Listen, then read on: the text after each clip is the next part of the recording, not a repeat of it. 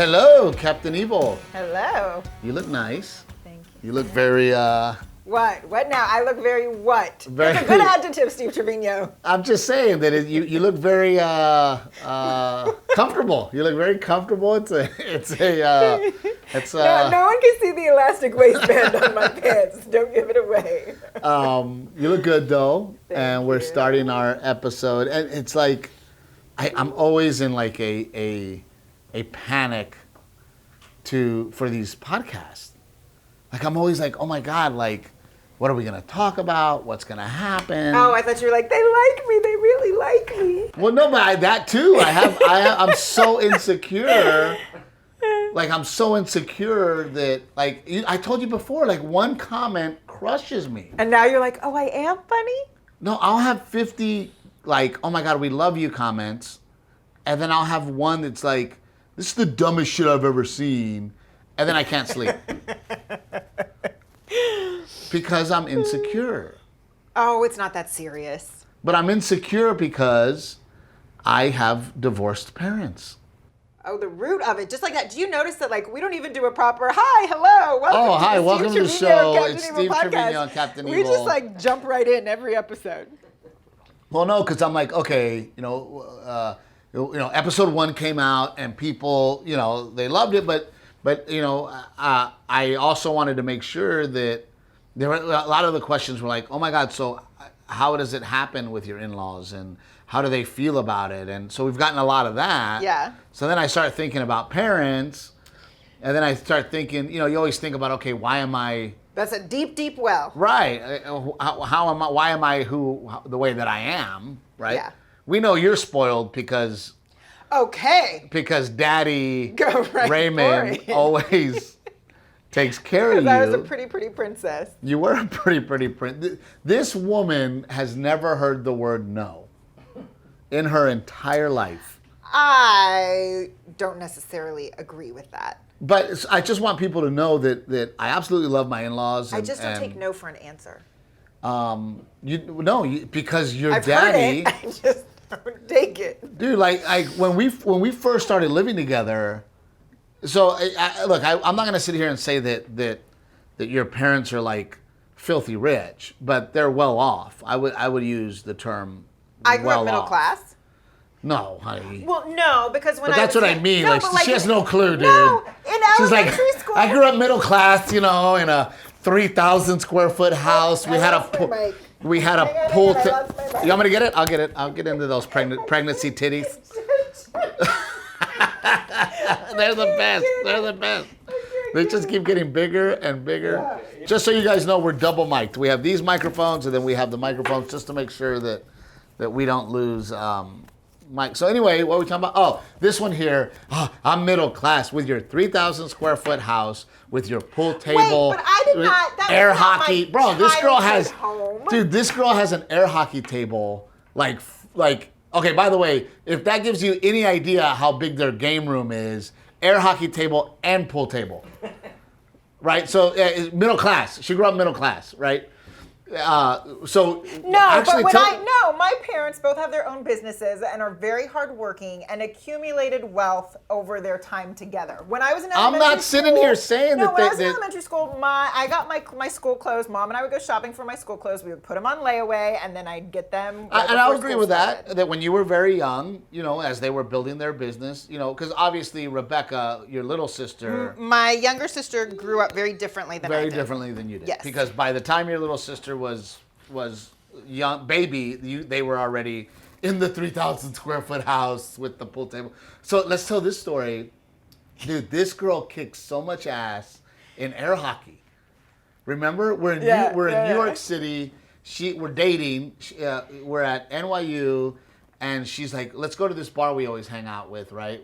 Hang out at or whatever." So we walk in there. They had an air hockey table, and these dudes were like going at it. And she's like, "Hey, do you guys mind if this?" Wait, I was not unbuttoning my top. No, You're I'm over here fixing like my I was mic. unbuttoning my top. She's like, "Do you guys mind if this little girl plays air hockey?" Right? And they're like, "Whatever, bitch," right? Like all broy.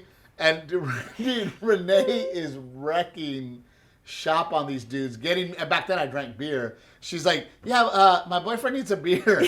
And we'll play for a beer. Bro, she finally was like, fuck it. Like, nobody's going to beat me. And then the dudes were mad. Oh, they were getting pissed, yeah. The dudes were like, no, you got to play again. We got to play again. And I was like, holy crap, dude, my chick's awesome at air hockey. Well, of course, she grew up with an air hockey I had a lot of practice. In her middle class life, she grew up with... I'm bougie on a budget, baby. I grew up middle class. Okay. I would say that I grew up lower middle class. I was going to say... And you grew up upper middle class. Fair enough. So there's a big gap. Fair enough. Like when we first started dating, like your parents just, they just, their whole life revolves around their children. Absolutely. Everything they ever did, right? And absolutely. Your dad was like, my daughter's gonna have. My parents lived for their children. Everything. Yeah. Right? So, and we debate when it comes to raising our kid. I grew up very hardcore. My dad gave me nothing, absolutely nothing. Yeah. Other than, I can't say they gave me nothing. Monetarily, he gave me nothing. My father didn't give me any money. By the time I was 12, 13 years old, I was roofing houses to make my own money. And 13? Oh, yeah, 13 years old. You're 13 up on a roof? Mm-hmm. But my dad put me to work with my Uncle Johnny. Would you put your 13-year-old son up on a roof? Yes. You would? Absolutely. But it's, me and you have these very different upbringings. We had very different upbringings. Which makes for very interesting marital issues. Well, no, it does, because, look, when I was growing up, when we went on vacation, we went somewhere where we had a cousin living so that we could stay with them. So I grew up like, that's why I'm so close to Mike and Chayo and Mario, because if we went to San Antonio to go to the San Antonio Zoo, we stayed at Mike's house. Right, and of course they didn't have a big home, so now all of a sudden we're throwing, a pallet in the living room, and so by the way, my mom is one of 9. I have on my mom's side, probably 20 first cousins. Oh gosh, I don't know. I mean, even your second and third cousins still consider themselves your first cousins, so you have like a gang of people. And then on my dad's side. Right, all the first and second cousins were all. I graduated GP with 7 first cousins. I just remember you and I had been dating for 7 years before we got married. And you still hadn't met them all. No, and on Facebook I would get messages that would say like, "Hi, welcome to the family," and I'd be like, "Who the heck are you? What do you mean, welcome to the family? I've been dating this man for 7 years and I don't know who you are." And then you, even though you're Mexican American, you grew up with just your immediate family. Yeah. So. Well, no, I mean, I went on family vacations with my cousins and stuff too, but it was different. We all got your own hotel rooms. We did. So when we first started living together, bro, we live in LA, so cousins would be like, "Steve, we're coming. Can we stay with you?" And I'm like, "Yeah, man, crush out here." And we had this tiny 1-bedroom apartment, and I'd throw a blanket out on the living room, and she'd be like, "Oh my God, tell your cousins to get a hotel. What are these people doing here?" Life with you is a bed and breakfast. It is a bed and yes, breakfast. Life with you is definitely a bed and breakfast. Big adjustment for you. Yes. Why are you? No, because I'm used to a little, like you said, I didn't grow up like that. I'm used to a little more privacy and personal space. But she, and she's also like, "Can they call? Why did they just show up?" And I'm like, "Because I have an open door policy with my family. They know." No. I mean, if we're gonna have overnight guests, like I'd like to have clean linens and clean towels and have some food in the house. I've had to learn that. I've had to learn that. I like to prep. I have to set. I have to go check with the warden. You know what I mean? I got to go check with the hotel management. Hey, do we have vacancies? Are we allowed to? No, but sometimes we legitimately have to check if we have a vacancy because we are booked solid. But you've come around. You've done. Yes, I have prepared myself for spring break through school starting. It is literally like a bed and breakfast, and there's guests every weekend. But you have a brother and you have a sister. Yes. And your brother and sister, I treat them exactly the same way. I treat your parents exactly the same way. You do not treat my family the same way you treat your family. No, that is so not true. That's true. Look at you starting shit. I like to start shit on the podcast because you keep it's a safe zone. It's a safe zone. We're in the bird nest right now. We're able to talk. Listen, they put things on here I can safely throw. But I mean, I grew up so hardcore where it was I'm on my own, handle your shit, make sacrifices, right? Yeah. And we move in together, and then all of a sudden in the mail, we're getting $500 checks from your parents, $1,000 checks from your parents. Look, they were worried about me with you. Dude, her dad would be like, or Renee would be like, deposit it. It's a gift. I'm like, no, dude, a Starbucks gift card for $50 is a gift. This is charity. So every year, I'd come home with the checks, and I'd hand them to my father. Okay, you make it sound like there were like a lot of There checks. was over the year. There were not a lot of checks. 5? They were legitimately checks? worried about me. 5 checks? No. Renee. Oh, and then we'd go home, and then her mom would take her shopping, and then she'd be like, look, my mom was so sweet. She bought me all this stuff. I'm like, charity again. Charity again. I don't want it. But I think that's why. That was before we were married, though. Well, we didn't get married for I know, we did it for a long time before we got married. a long time. We should talk about that, dude. We dated a long time. No, we should talk about the fact that, okay, so me and my in-laws, we get along fabulously, actually, and we're very lucky that your mom is such a great grandmother, and me and your dad have become very good friends, but it's been a process. Oh, for sure. And I think part of that process is me bringing those checks back and earning his respect, because me and him, we grew up very similar. You know, your dad didn't have anything. Yeah.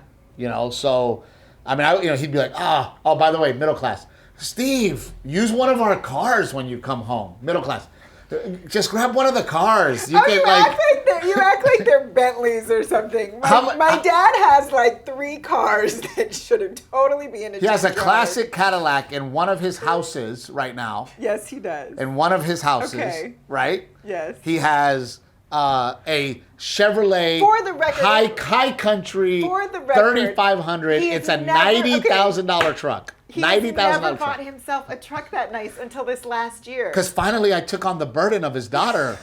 Because he can fucking afford it, dude.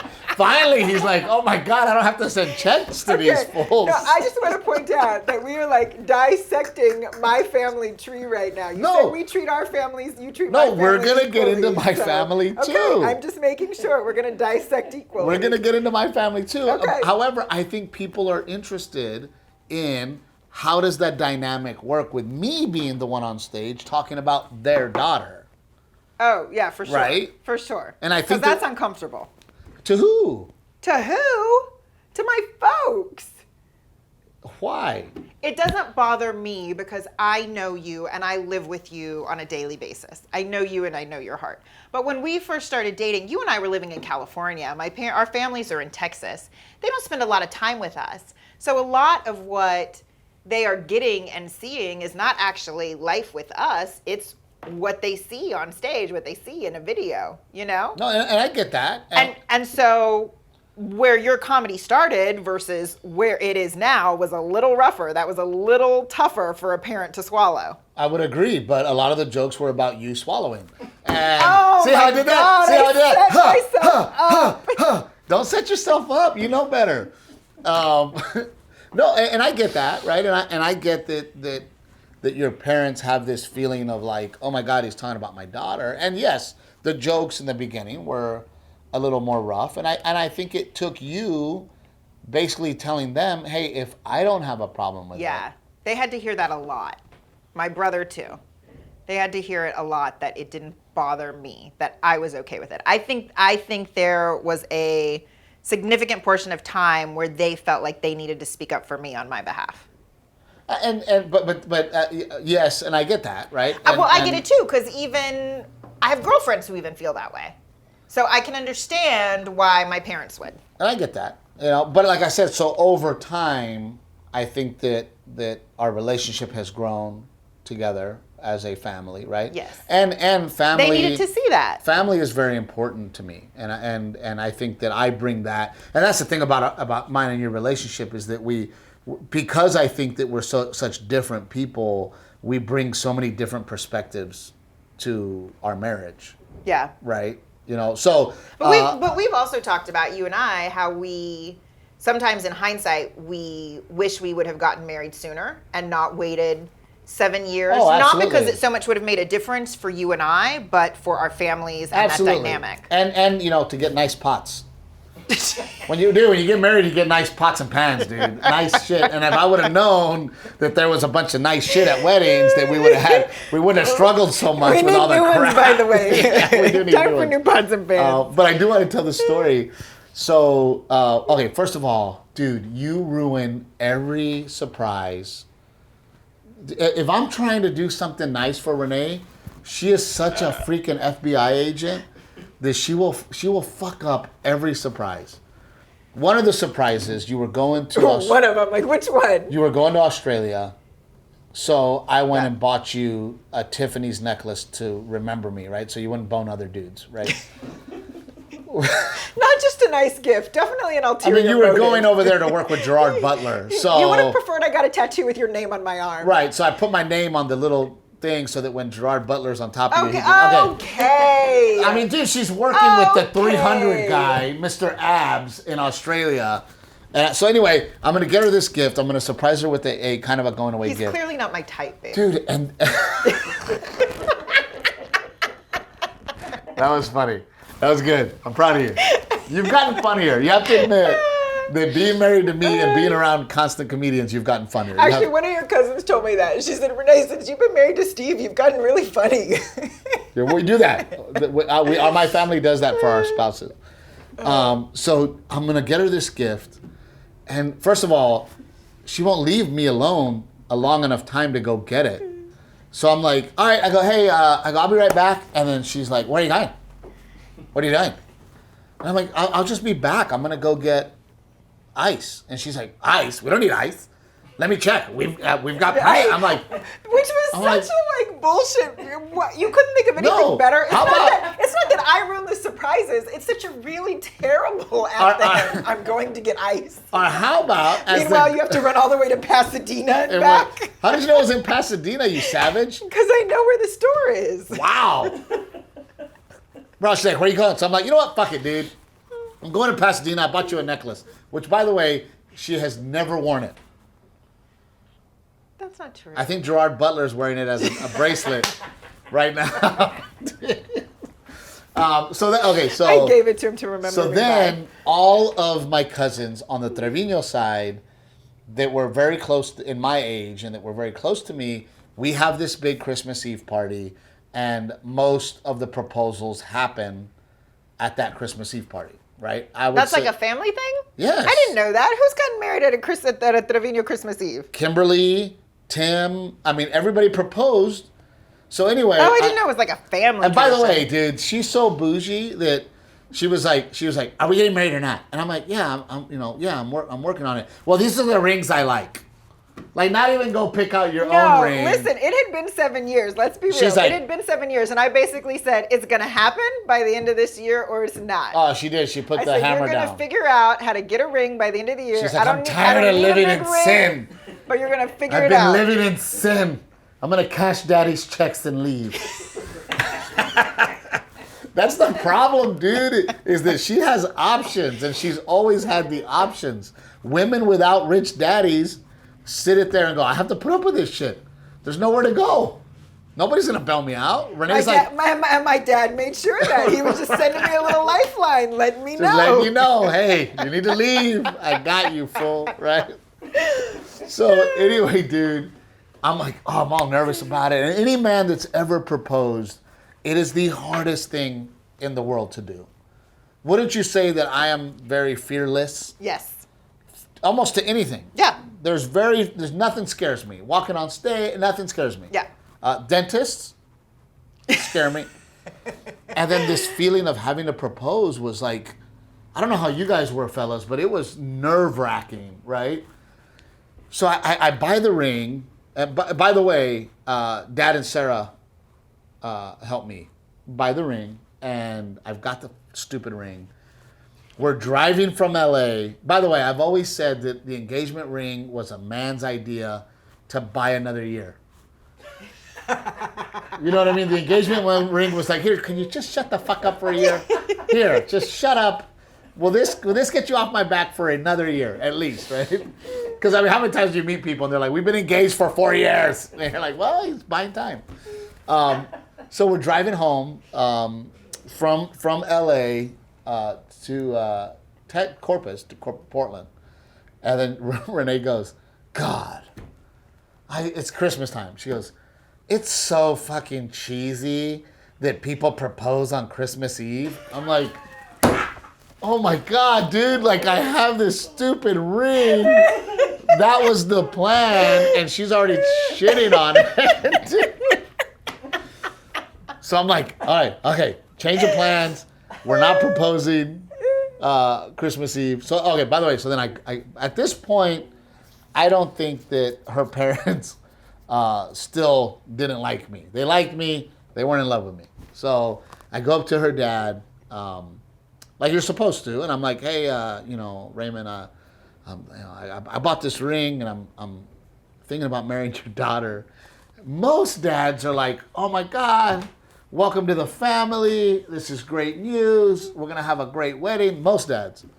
Her dad goes, oh well, you work hard. That's what he said. Well, you work hard. Which is true. He goes, maybe we should go tell Mary, right? So we walk inside, and I'm like, hey, Mary, I got this ring, and I'm planning on asking Renee to marry me. And she literally goes, well, not right away.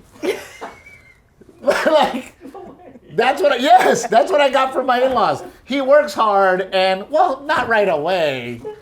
7 years in. I'm like, yeah, we're 7 years in.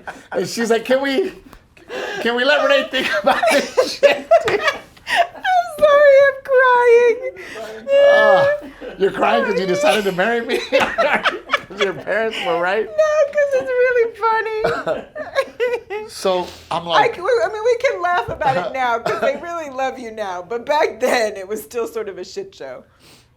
I didn't even know what to say. Like, I was just like, okay, well, I'm planning on proposing. I had nothing, like, I didn't have anything to say. No comeback. I was so disappointed in the response. Like, it was heartbreaking for me. Yeah. Because, my whole life I've heard, you're not good enough. Yeah. From teachers, from my entire life has been, you're not good enough, right? So there was another moment in my life where I'm like, shit, I'm not good enough again. No, but I think, I'm not a super lovey-dovey, over-emotional person. I'm a little more reserved, and I think my parents definitely are as well. I don't think, I feel bad for you, but it wasn't like, no, don't do it. I just think they didn't know how to respond to the moment. No, that's a horrible answer. What do you mean? That's all. You go, oh my God, welcome to the family. If there's anything we can do to help, we're so happy for you guys. I mean, something. I don't think they got that response from their parents. Are you making excuses? No, I'm just saying, I don't think they realized how important that, like in hindsight, I don't think they realized how important their response was to that moment. No, maybe, but if you are genuinely happy about something, right? There is no... Yeah, well, they weren't there yet. But that's okay. We got somewhere. They were not happy. And look, most men would have your bachelor party was right before we filmed Grandpa Joe's Son. Yes. Just to like put it into timeline perspective of your comedy. So... Why are we going back to the comedy? So that people understand my parents' perception with you up until that point. Like I said, even though we'd been 7 years, they haven't got to know me in 7 years. When we would come home for a week here and there from California. And they would stay in my home, our home. They didn't get to know that me. Helped. I remember them coming to visit us which, by and the actually way, staying dude, with us. We were like helped. I don't want them in our house, and if they're not married, and we can't have them sleeping together, blah, blah. 5 years later, her little sister brings home a boyfriend. Hey, sleep it up, you guys. Why are y'all sleeping in separate rooms? Get in there. Shut your mouth. I'm going to throw these condoms away. You're so absurd. And then you wonder. So then I'm like thinking to myself, I'm like, oh crap, like she doesn't want me to propose. And your grandmother was passing at that time. Yeah. And we go to the hospital and your grandmother grabs our hands and puts our hands, which by the way, your grandparents always loved me. Yeah. And it's one of the reasons I love Rebecca so much, your little sister, because she's always loved me and I've always loved her, and it was never who are you? I just remember Rebecca, she was in 7th grade when I met her, and she goes, well, you must be smart because my sister is going to marry somebody smart. And I was like, I am. I'm very intelligent. I can't spell, but I'm very smart. Google will solve that problem one day. Your grandmother takes our hands and puts them together, and I'm like, well, maybe now is the time. Like maybe I propose now, and then all of a sudden, like your dad and mom walk in. I'm like, no, they don't deserve. Like they don't deserve. That would have been the moment. So then I'm like, okay, I'm not gonna do it then. So then I'm like, hey, maybe we should rent a place on the beach, like, Port Royale in South Texas is like the place, right? And I'm like, hey, I go, why don't we? She's like, that's dumb. No, I just said, why are we going to spend money when we have your folks' house, my folks' house? We have plenty of room and places to stay. I don't know, it's nice. We're a couple, maybe I'll fucking propose. You know what I mean? She's like, no, that's stupid. So now I'm annoyed. And the freaking ring's been in my pocket, burning a hole. And then finally, she's bitching about something. And we walk in my mom's house, and I'm like, I need to talk to you. She's like, what? She still hadn't figured it out. She's like, what? I'm like, can you come here? I want to tell you something. She's like, wow, I don't know what you want to tell me. Why do I have to go over there? I'm like, fuck it. You want to marry me or not? And then she was like, oh my God, right? And then my mom comes in. My mom, super dramatic, Nico, like losing her mind, right? And then that's how the proposal went down, because your parents don't like me and they hate me. They like me now. And I think I feel they love you now. I feel very blessed because, they are wonderful people. And they love you now. You feel loved now. They're wonderful people. They're, you didn't answer the question. Me and your dad. Well, but that's what's weird. Like, your dad was kind of the heavy on the whole thing. And now me and him are very close. Yeah. Your in-law situation is very interesting. Yeah. I mean, we have to do 3 Christmases, 3 Thanksgivings, which was fine when it was just the 2 of us.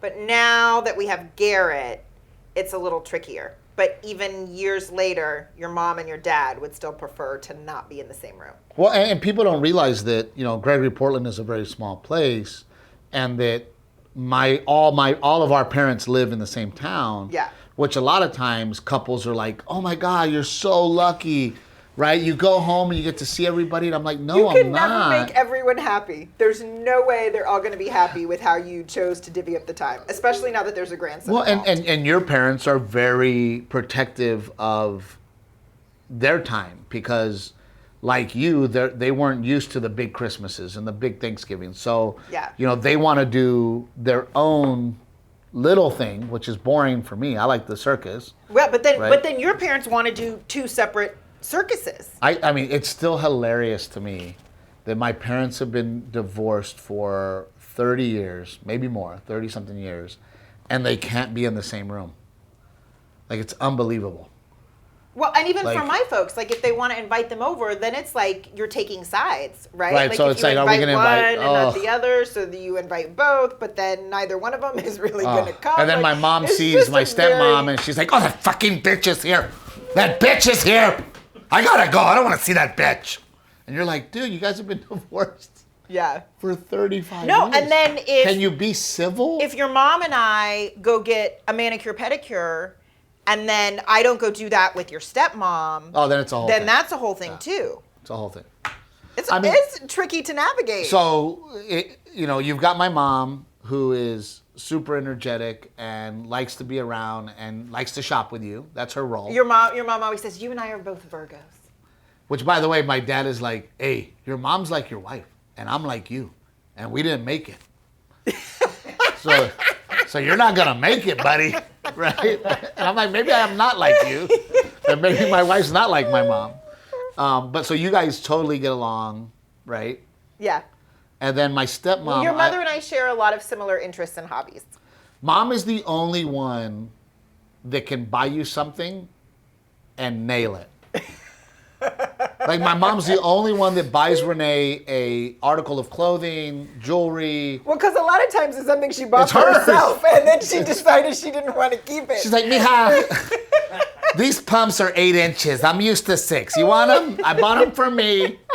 But I'm Yes, that's how I inherited a pair of blinged out heels. Yeah. Which, by the way, we got to show a picture of them just so The people heels, can see. Like, yeah. Oh, she hooked me up with a pair of really cute leopard print ones today, too. I almost wore them, but I thought the leopard print shoes and a leopard print scarf would be too much. So then my mom remarries Arthur Gerber. So my mom is a Gerber now. Yeah. And Arthur is a civil engineer. He's very serious. And he talks like this. And he's very serious. And, well, that's great. And how's things going, Steve, with the comedy career?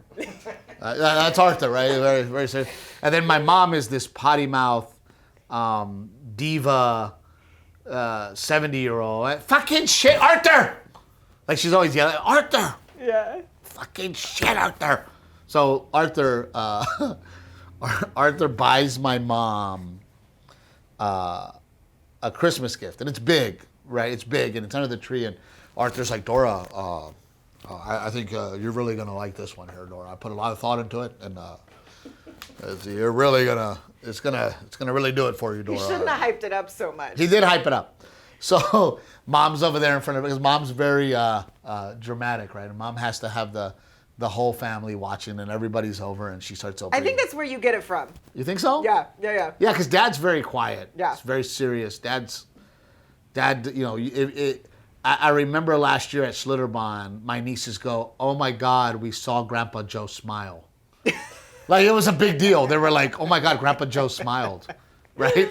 So mom's like this, you know, she comes out and That's where you get your flair for the dramatic from. she starts opening the gift and the first words out of her mouth, Arthur, what the fuck is this shit? And Arthur goes, well, Dora, it's a cappuccino machine, a professional one. High grade, commercial, cappuccino machine. And she goes, why the fuck would you buy me that? You never buy a woman an appliance as a gift. So then Arthur goes, well, Dora, you know, you like cappuccinos. Not to make them, Arthur. To buy them. To buy them. And dude, it's like, oh my God, dude, that's my wife. That's Renee. No, that's every woman. Don't buy any woman an appliance for a gift. If you learn nothing else from our podcast, do not buy a woman an appliance as a gift. So that's Dora, Yeah. right? And you guys are thick as thieves. And my how does it feel Uh-oh. to have a family just accept you? Oh, I was like, oh. How does it feel just to be loved from the get-go? Hush your mouth. Does it feel good? Does it build confidence? I don't know. I'm kind of used to it everywhere I go, babe. Then you got Sarah. My stepmom is your typical Mexican saint. Well, and then it gets complicated because there's my madrina Angie too. Yeah. You know, madrina and I are very, very close. Yeah. We have to buy a lot of Mother's Day cards on Mother's Day. Yeah. And then you got Joe. But what I do love, so you know, it's interesting because people always talk about like in-laws. I think you find things that you love about your in-laws in different ways. You know. Yeah. I think we love mom's energy, right? And mom coming over and her laugh and her energy. Yeah. Right. That woman can shop. She can outshop me. Anybody. Yes, she can outshop anyone. That is accurate. Yes. Then you got, Arthur, who is always very easy and fun to talk to because he's extremely intelligent. Has a lot of knowledge. Has a lot of knowledge. And, you know, usually... And patient. Such a, like, he's a very kind and patient gentle man. and patient I man. learned a lot watching Arthur. You know, he was such a patient guy and, you know, very different than my dad. I mean, Dad was taking me to the beach to check out chicks, and Arthur goes to your sister's house and helps the granddaughters with their math. Yeah, Arthur takes me to the beach to check the salinity levels in the, he's like, Steve, I bought this salinity. Let's go check it out. Let's see what kind of salt we got in the bay today. That's Arthur, and then Dad's like, look at that bitch. You know what I mean? Nice ass. And I always say that I kind of grew up rich dad, poor dad. Yeah. When like the book. And then Sarah prays for us. Yes. Sarah's very helpful at the house when it comes to helping him straighten up, and she's very sweet and very kind. Thoughtful. And then, but what I do love about Dad and Sarah is they're never in the way. Yeah. Dad and Sarah have always had the philosophy of like, you have your life with your wife, and if you need us, we're here for you. Yeah. And if you want us to come over, let us know. Because my dad's very like, hey, you and your wife and your son are your own family. Yeah. And if you need us, we're there for you. And if you want us to come over, let us know. We'll come over. And I love that about them. They're not intrusive. Dad doesn't get involved in our marriage, Oh, not at all. No. Let's talk about your parents. Oh, back to my parents. But My parents don't get involved in our marriage either. What is that face? But your parents are fun. Your dad's a lot of fun. They have a lot of energy. They are younger than my parents, which helps. They're very good with Garrett. Yeah. And they are over more than I think everybody. Well, not lately. Not lately. Dude, the Rona's freaked your dad out, bro. Yeah. Your dad's I think like. the Rona freaked a lot of people out. Yeah. Yeah, but your dad's like, I'm not going anywhere. Like. Yeah. But it's funny because your dad and my mom are very similar. I was going to say that earlier. Yes, they are a similar personality type. They're both the life of the party. And they're both vain. They're both very. Dude, your dad sent us the picture. He painted his beard because it was white, and he sends us a picture, and he's all looking like Al Pacino. Yeah, and your mom sent it, young right? Al Pacino. Yeah. Which, by the way, your mom thinks it's funny too, which is even funnier. Like your mom's like on the sly, fucks with people. Well, my parents are high school. You know what I mean? Like no, but Mom had sent me a picture earlier. Dad was like putting hair color on her gray roots. He was doing it for her, so then she turned around and did it for him. But that's another thing that going back to the beginning of this conversation of me coming from divorced parents and you having these parents who were high school sweethearts. And, even before high school, like junior high, I think. I think my mom's like 13. Dude, your dad's gross, dude. Like he's only 2 years older hooking up with a 13-year-old. He's only like 2 years older than she is. Which, by the way, that's why You're gross. That's why I am. You're gross. And only you know that. I'm not fist bumping you that. But look, I think that all of our in-laws bring something to the table. I think there's been challenges. I think that over the years, your parents have grown to see how much we love each other. Yes. Right? How much we care for each other. Yeah. And I think what's important too is how many people enjoy it. Right? Yeah. But truth be told, my parents are the ones who deal with the brunt of your jokes for whatever reason. Well, yeah, but that has changed too because, remember, me and your dad are in Vegas and he eats the gummy. Yeah. The marijuana gummy. Yeah. And all of a sudden I have this great story about getting high with my father-in-law, but I can't tell it because we weren't sure if he was comfortable with it. You know what? I feel like that is the first time that you have ever asked someone if they are okay with you telling a joke on stage. Because it's about them specifically, and it could affect his. Because at that time he was still he was already retired. And he owns a business in town, and I didn't want to blow his cover. Even though, come on, does your dad really have a cover? Everybody kind of knows. But I have this great. Well, everybody knows now. Well, but he didn't care. You've been telling a joke across the country. I've got this great story of me and my father-in-law in Vegas, and him eating a gummy, specifically a marijuana gummy bear, and him being so high that he's losing his mind, and then I'm sitting there going, "Fuck, I can't tell it," right? Yeah. So then I go up to him and I'm like, Raymond, I really want to tell the story about you getting high. He's like, go for it. Yeah.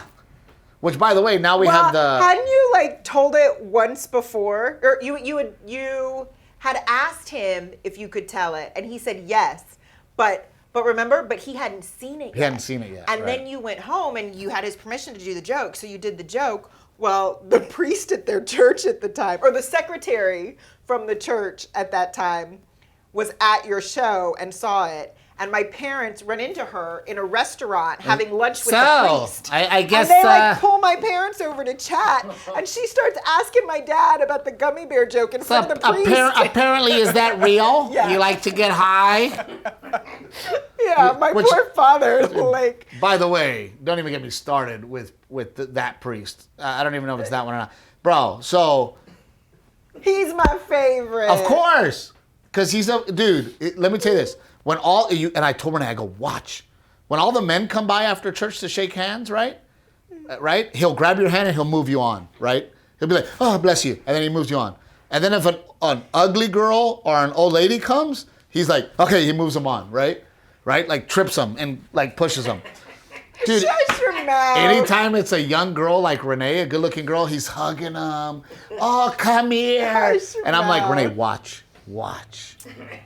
You're just jealous. Which, by the way, how about that one priest before my special? He's in your mom's beauty shop. Oh, my mama asked him before you filmed Relatable. First of all, he's getting his eyebrows waxed. This priest. He's laid back in the chair, guy, and they're waxing his brows, and he's like, oh, so you're a comedian? I'm like, yeah, man, I'm a comedian. He's like, oh, maybe I should come to your show and bless your show. And I was like, my mom asked him Yes. before we filmed Relatable if he would come and say a blessing for us in the group. he goes, oh no, he's too dirty for me. Oh, but you're tweezing your eyebrows is okay. To each their own. But an I F-bomb, understand. yeah, I get it, whatever. But here's what we've learned today: absolutely nothing. Nobody likes And Steve. Everybody likes Renee. Everybody does love you. Everybody. And that's why I love you. Everybody loves you. And I think that because it's this yin and yang, this ugly, beautiful, this insecure, confident, I think the whole combo is what's beautiful and what makes us us. We've been so lucky that all of our parents bring something great to our grandchild. Oh, absolutely. You know what I mean? Like, Absolutely. You know, He is such a loved little boy. yeah, you know, my mom is always sending him gifts and you know, Teaches him Spanish words. teaching him, you know. What did he say the other day? Chingao. Yeah, the chingao. And then my dad and Sarah, you know, dad is this tough, rough Vietnam vet. And you Garrett know, needs that. That, you know, dad'll just give him a look and he's like, what's wrong with grandpa? Is he mad at me? And, you know, so dad has that kind of, you know, it enforces my discipline kind of, you know, and Sarah's so sweet. And your parents, you know, they're young and they want to play and they want to take him to the Tech State Aquarium and they have the energy for him. So we've been very fortunate in that. And, you know, now that we're preggers again, which, by the way, that's why Renee is wearing a man's shirt, is because we have not told Garrett about you being pregnant, because last time we told him, he was very excited. And then obviously we ended up with the miscarriage. And then that was such a heavy-handed conversation. And he's such a bright child, so he knew exactly what Which, was by the going way, on. he's catching on, because the other day he's like, Mom's boobs are getting fat. He did. And I totally high-fived him. I'm like, yeah, dude. Right? So, you know, we're at that point where, you know, we got the test back saying that everything is low risk. Which, by the way, I don't think I've cried so much in my life. Like, this pregnancy has just been so emotional, you know, and we're so happy about it. And so, you know, we're just having that debate of, you know, when do we tell him? We're getting to the point where we're going to have to. Yeah, he's going to be like, yo, dude, Mom needs to lay off the tacos, Dad. But the hard part was all the questions he was asking afterwards, and both of us having to relive that emotionally and be really strong and clear and simple about it in our explanations to him. That was hard. I mean, we have been kind of teasing it, and, you know, we're like, hey, you know, we've been praying for a brother or sister for you. And he's like, brother. Because he's been saying he doesn't want one. Oh, he tells me, he's like, I pray for a brother. You know, and it's really sweet because he goes, Dad, that way Mom has 3 boys to protect her. That's what he told me the other night at bedtime. And he it's said, stuff "Mom, like that I where you're want like, 3 boys to protect you. But, you know, so we're trying to tell him, right, you know, we just want healthy, and we just, you know, we never know what it's going to be. Are you going to be a good brother, and blah, blah. So, you know, maybe, you know, very soon we'll be telling him, and we can talk about it here on the podcast about how he reacted, you know, and look. I kind of want to get it on video. Maybe. For us, just to see his Maybe reaction. we'll do it on video. We got to think of a cute way I want to think of a cute way to tell him. Yeah, we can do that. We should talk about that. We can do that. So we'll see, man. A way to make it fun and exciting for him. But you know, it is scary because last time we were past this point when you had we had the low risk results last time. Yeah, too. we got the low risk results, and then boom, here we. So it's scary, man, and we've been very. But by the way, when you have almost 5-year-old, you never have time to talk. Like, it's not like we can talk about it because. I know we've been trying to talk for 5 days about whether or not we're going to go to Houston with you, and like, we can't even because I don't want to talk about it in front of him. I think that's why we need the podcast. That's why we need the podcast, so we can talk. We can actually have time to talk. Yeah, face to face. Well, this has been another episode. I think I. Oh, I want to say I'm sorry. I didn't mean to cut you off, but I did cut you off because I just want to say thank you so much to everyone who's listening. It's been really surprising and wonderful and cool. Been, man, like I said, it's been overwhelming, and the fact that people even care, it to me is unbelievable. Like, it's just, and so thank you all, and please continue to share, subscribe, like, subscribe. Hit the subscribe button. Please, you know, and let people know about us, and let's. I know, like I said, we're late to the podcast game, but help us, please, and help us make this very successful. People are sharing it because we're enjoying it. Yeah, we're enjoying it. So it's fun. So, you know, a lot of times you guys say, oh, you know, Steve and Renee, you know, you help us in our marriage. You guys have no idea how much you help us in our marriage. So that was another episode of Steve Treviño and his Captain Evil. Thank you so much. You have anything else to say? That's it. Just big thank yous. Awesome. I love your pregnancy boobs. And maybe we'll show those later. No, we will not. We're out.